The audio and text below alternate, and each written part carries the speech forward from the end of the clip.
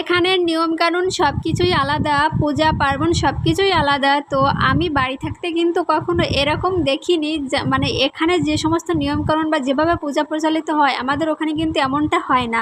তো বন্ধুরা, আগের ব্লগটাতে আমি কিন্তু তোমাদের সাথে সকাল থেকে দুপুর পর্যন্ত যা হয়েছিল সেটা শেয়ার করেছিলাম, আর এখন শেয়ার করব সন্ধ্যা থেকে রাত পর্যন্ত কি হয়েছিল। তো দেখতে পাচ্ছ এখন 5:30 বাজে, আমি রেডি হয়ে গেছি, আর 5:30টার সময় আমি মন্দিরে পৌঁছে গেছি। আর এই দেখো মায়ের মূর্তি, এটা হলো পার্বতী মাতা। তো ইনার পাশে যে দেখতে পাচ্ছ শাড়ির বান্ডিলগুলো আছে, এখান থেকে শাড়ি সবাইকে দেওয়া হবে এক একটা করে, কারণ যারা এই মাস থেকে 1 মাস ধরে ললিতা সহস্রনাম পাঠ করেছে তাদের জন্য কিন্তু এই শাড়িগুলো রাখা হয়েছে।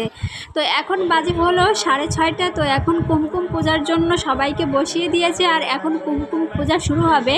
তো সবাই লাইন দিয়ে বসে আছে, আর আমি একটু সবাইকে হেল্প করছি সবার কাজে।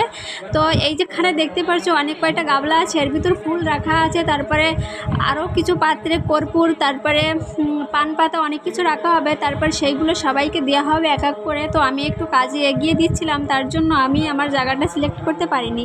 আর এই পাশে একটা মূর্তি ছিল, চলো তোমাদের দেখিয়ে দিচ্ছি। এই দেখতে পাচ্ছ কত সুন্দর একটা মূর্তি। এই সাইডে আছে হলো, এটা হলো বিষ্ণু অবতারের মূর্তি, আর সাইডে আছে হলো বলরাম। তো এটা হলো কালো পাথর দিয়ে বানানো, তার জন্য দেখতে কিন্তু অনেকটা সুন্দর লাগছে, তাই না? তো আমি এখানে প্রণাম করতে এসেছিলাম, তারপর ভিডিওটা করেছিলাম। আর দেখো মন্দিরের বাইরে সবাই বসে আছে, সবাই পূজার জন্য। তো আমিও তারপর সবাইকে সব কিছু দিয়ে তারপর আমিও বসে পড়েছিলাম। আমি একটু অন্য জায়গায় বসেছিলাম, তো আমি লাস্টে জায়গা পাইনি, তাই একটু অন্য জায়গায় বসে পড়েছিলাম। আর দেখতে পাচ্ছ সবাই একই কালারের শাড়ি পরে আছে, এই শাড়িগুলো দেওয়া হয়েছে মন্দির থেকে, আর এই শাড়িগুলো পরেই পূজা করা হবে, তার জন্য সেটা বলা হয়েছে। তো সবাই বসে আছে পূজার জন্য, পূজার সামগ্রী নিয়ে বসে আছে। আমার সামনে মানুষ, পিছনে মানুষ, সবখানেতেই মানুষের মানুষ। তো দেখেই বুঝতে পারছি এতটা মানুষ। আসলে মন্দিরটা কিন্তু অনেক বড়, কিন্তু এত পরিমাণে মানুষ হয়েছে যে 2 পা রাখারও জায়গা নেই। তো চলো আমার পূজার থালিতে আজকে কী আছে তোমাদের দেখিয়ে দিচ্ছি।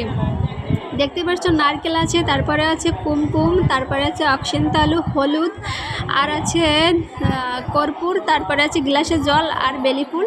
আর ওই জিনিসটাকে কি বলে আমার নামটা ঠিক ভালো করে মনে নেই। তাও পূজা এখন শুরু হয়ে গেছে, পণ্ডিত মশাই মাইকে মন্ত্র উচ্চারণ করছে, আর আমরা সবাই বলছি আর পূজা করছি। তো এখন পূজা শেষ হয়ে গেছে, এখন বাজে হলো প্রায় 11টার কাছাকাছি। এখন পূজা শেষ করে সবাই ঠাকুরকে প্রণাম করে প্রসাদের দিকে, মানে যেখানে প্রসাদ দিবে সেখানের দিকে রওনা দিচ্ছে। দেখো কত মানুষ, এখানে বেশিরভাগই মহিলা, এখানে পুরুষ মানুষ একটু কমই আছে। তো আর এই যে দেখতে পাচ্ছ এখানে সবাই প্রণাম করতে যাচ্ছে ঠাকুরকে, আমিও প্রণাম করে নিয়েছিলাম, তারপর আমি এই ভিডিওটা করেছি। আর আমারও প্রণাম করা হয়েছে। আর একটা কাজ আছে, মানে কুমকুম পূজা শেষ হওয়ার পরে 5 জন মানুষকে কুমকুম লাগাতে হয়। তো আমি 5 জনকে লাগিয়েছিলাম, আর আমাকে সবাই লাগিয়েছে, দেখেই বুঝতে পারছো সব জায়গায় ছড়িয়ে ছিটিয়ে গেছে, আর আমাকে কত বড় একটা টিপ দিয়ে দিয়েছে। তো আজকে এই পর্যন্তই ছিল। আর এখন আজকে আমি তোমাদের সাথে প্রসাদের ভিডিওটা শেয়ার করতে পারিনি, কিন্তু আজকের প্রসাদে কী ছিল সেটা তোমাদের অবশ্যই দেখাতে পারবো। চলো তাহলে। তো আমি বাড়ি চলে এসেছিলাম, আর প্রসাদে ছিল নারকেল, দত্তজানাম, তারপরে হলো শিরা, মিষ্টি শিরা, আর ওইটাকে কী যেন বলে আমার নামটা খেয়াল নেই। তো আজকের মতো এই পর্যন্তই ছিল ব্লগটা।